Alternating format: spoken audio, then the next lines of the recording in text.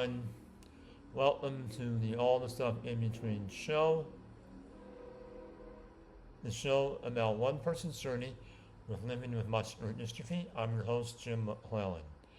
It's been a while since I've done a show. My co-host, Alana, has left the building, moved out, and she will be available if she's free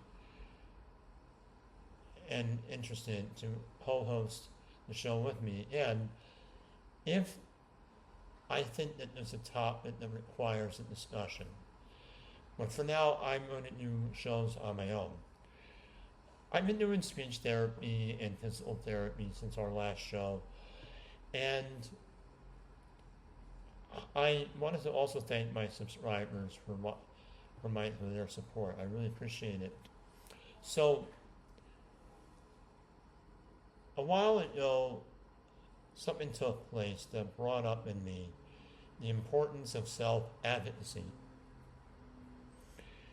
Self-advocacy is very important for disabled people because even though attitudes and laws have been put into place to protect us, we still have to speak up, even if it's uncomfortable.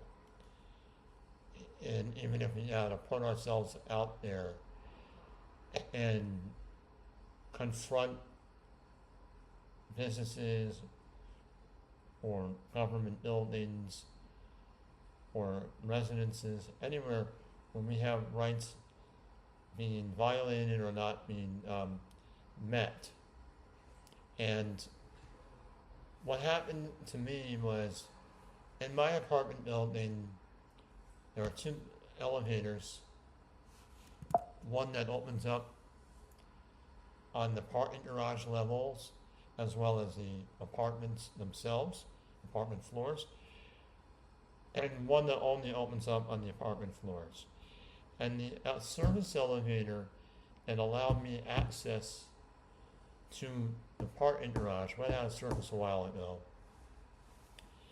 And I had a problem where when I came back from grocery shopping and taking my service dog to the park where I have him run for his daily exercise, which is what the service dog organization requires of all of the dog handlers who have service dogs, so that they can burn off energy and be available to us and to maintain a healthy weight. The apartment building with this elevator issue was taking a long time to fix this elevator. And in the meantime, I had to go up and down a flight of stairs because the parking garage levels are located in between the apartment floors. And with going up and down a flight of stairs with my disability, trying to hold on to packages and groceries and my service dog, and people going rushing past me quickly, I was at risk for falling. So then I had to have my groceries and essential items delivered, which are more expensive than getting them myself, because you have to pay delivery fees and a tip for the delivery drivers. And so what took place was some people told me that I should talk to the leasing office and not wait for them to fix the elevator, because they knew that I have trouble walking, and some people suggested asking for a reduction on rent based on the additional cost of my groceries and other items that I need delivered. And then somebody who works in real estate suggested writing a letter to the leasing office that would be an effective letter. And he helped write a rough draft for me. And he brought out certain points that I found very valuable. So I modified it in the way that I wanted to say it. And so I have the email up, and I'll read it for you to show you what I think was necessary. Hi everyone, I hope the holidays are going well for everyone.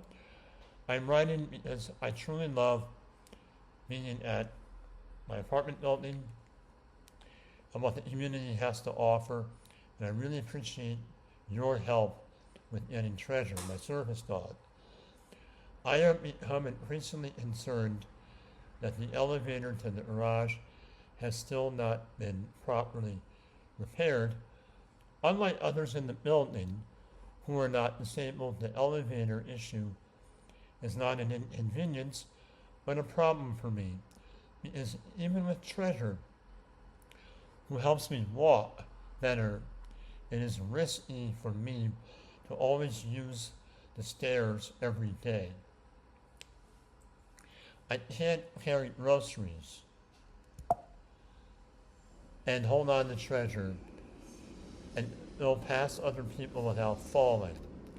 Consequently, I have to use delivery services, which are more expensive for me for essential grocery items. Because of this, ADA compliant access is critical for me. I understand that certain service calls are more difficult to schedule than others. Is it possible for my apartment building to expedite the service request to the garage elevator? Could you let me know when the repair will be done or how the apartment building will go about providing necessary ADA accommodations for residents like myself who depend on the elevator as a necessity, not a convenience? So, as I wrote this email with my friend's help, I got a fast response. The apartment building made this a priority and then contacted the elevator service company who had to order a special part, and then unfortunately it took more time, but because the building needed a state inspector to come during the week to make sure it was compliant and it was safe to use again, then the elevator worked. And so by doing this, I avoided having to go to a lawyer and have a legal issue, a legal fight.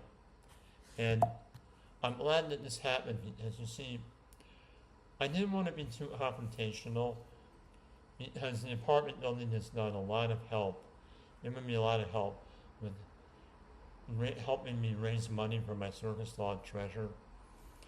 And they chipped in to the fund that I had, and they sent emails to restaurants in the area, and because of them, I was able to get to raise the money I needed, along with other people, to finally get Treasure, was been a lifesaver for me.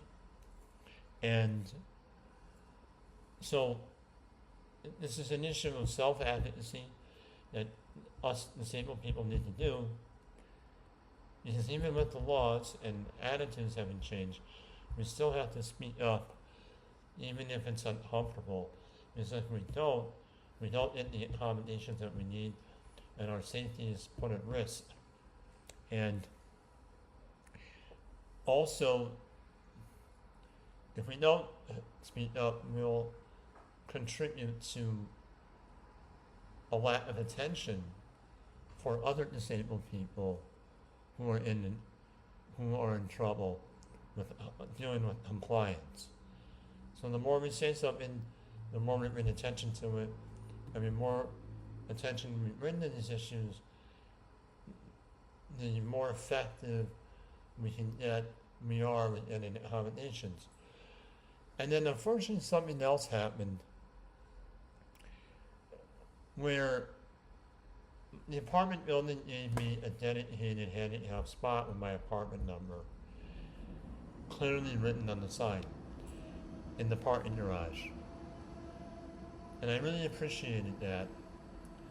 But then one day, somebody who was not disabled parked in that spot.